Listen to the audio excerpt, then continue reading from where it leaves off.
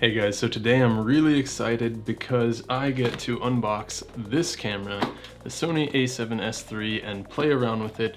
Just a few disclaimers. First of all, this is not actually my camera. This camera belongs to a friend of mine, and he actually had two of these for his production company. Another disclaimer, I have got to play around a little bit with the other one already, so I've had the camera in my hands, not this camera, but the other one in my hands. I haven't shot anything with it though, so I'm really excited to unbox this one, get to use it, and give you guys kind of my first impressions with it. I'm not a Sony shooter. I shoot Canon right now. My main camera is the Canon R. I also have the Canon RP, and this is definitely different from those. So I'm really excited to see kind of the differences and what I think and feel about this camera and see if it really lives up to all the hype that it's been getting. All right, so let's get into it. First thing, actually, before I even get in here, the box itself is much smaller than the Canon boxes. I mean, like thinner, I guess. I don't know why, but there you go. All right, that's for keeping cords steady. USB-C to USB. Manuals. So this is the funner stuff. a7S III. It's pretty nice looking. It's like leather. That's pretty nice. I do like to use shoulder straps with cameras sometimes, especially if I'm doing photography. But, well, we'll get to see how well this camera actually performs in photography because I've heard mixed reviews. Some people saying it's great for photography and you don't need more than 12 megapixels. 12 megapixels is really low. And then of course some people saying, no, you don't want to use this for photography. So we'll see. Have the charger here. It includes a charger. I wasn't sure if that was going to be the case. It does. Cable for the charger. Ah, okay. This is the battery, and this is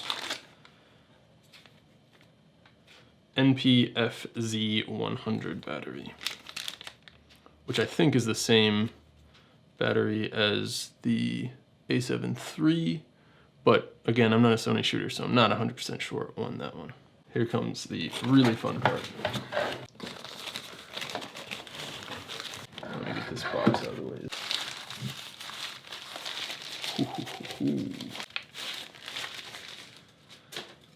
So, one thing that I will say, and like I said, I have played around a little bit with one of the a7S IIIs before. It feels way better to grip, to hold, than any of the previous Sony cameras that I have played around with. Certainly, mainly the a7 III. It feels much better than the a7 III, I'll say that, and definitely better than the APS-C cameras from Sony. It's still a little overly angular to be comfortable, I would say. The Canon grips for the R, and even the RP, honestly, are probably a little more comfortable. It's still not quite long enough. Even I have pretty skinny fingers, and it's still not quite long enough for my 4 fingers to rest on here comfortably. But again, better than the a7 III for sure. Chunkier. All right, let's get the battery in here and see if there's any charge on it.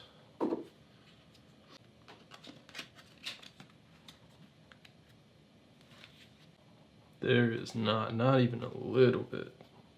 Okay, that's disappointing, but we're gonna charge this up and be back in a second. So while that's charging, the only lens that I have right now that he was able to let me borrow today was the 50mm f2.8 macro, and potentially, hopefully, be able to try out some other lenses with it as well. But 50mm is definitely versatile focal length, so we should be able to get some cool stuff with it.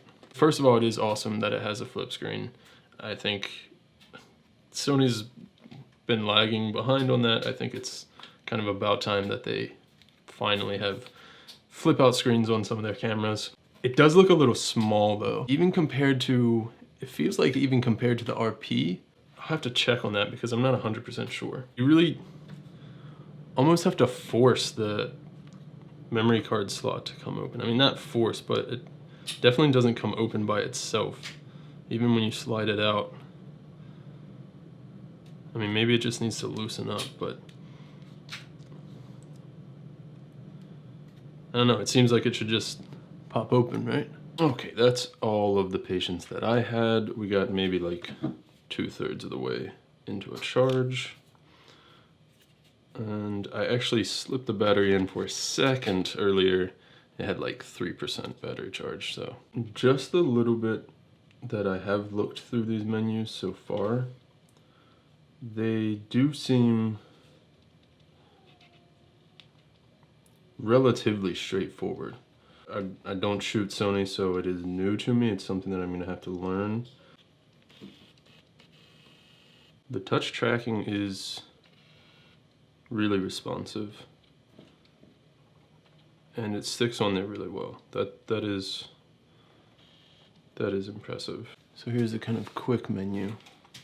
So one thing as I'm scrolling through here that I forgot about is the animal eye autofocus, and I am pretty excited to try that out. Taking pictures of my dog is, you know, kind of usually the first thing I test on a camera.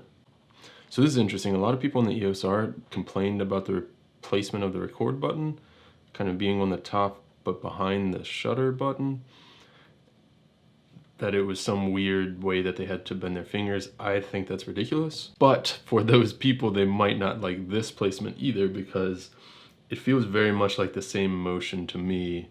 It's a little further over to this right side of the camera, whereas maybe around where the C2 button would be is where the record button is on the R, but it's a very similar motion. So if you don't like it on the R, you might not like it on the a7S III either. Again, I didn't have any problem with it ever. So this menu screen is really cool. It allows you to choose and change which settings stay the same and which settings will transfer over or not from stills to movie shooting mode, which is very handy.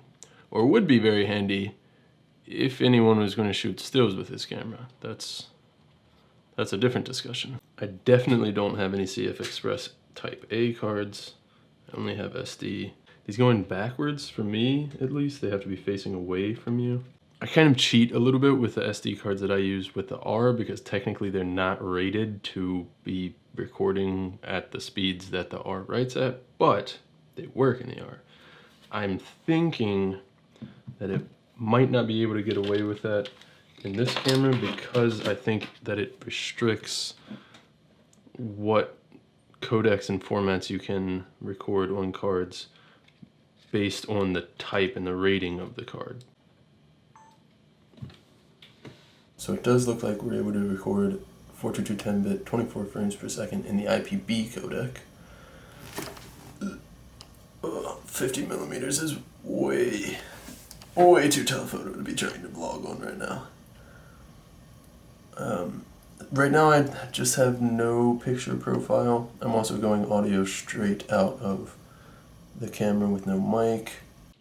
So there are definitely some things that I need to sit down, play with, and figure out with this camera. A lot of things. Like I said, I'm not a Sony shooter.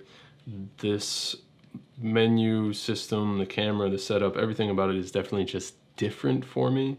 I am excited to play with this. I'm going to be playing with this a lot over the next few days, and as long as I'm able to hold on to this.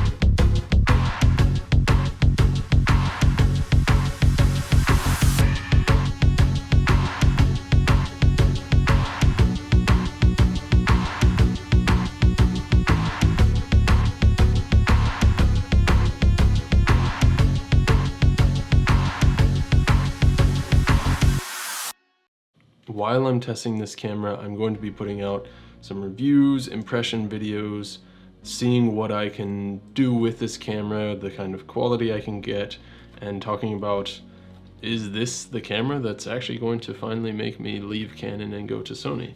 Spoiler alert, I don't think so, but we'll see. And I am very excited to play around with this camera and see what comes out of it. So if you are interested in seeing more content about this camera and see my perspective and insight as a Canon shooter with this camera, make sure to hit the subscribe button. Give this video a like if you enjoyed it, if you are interested in seeing what comes next with this camera, and thank you guys for watching. See ya.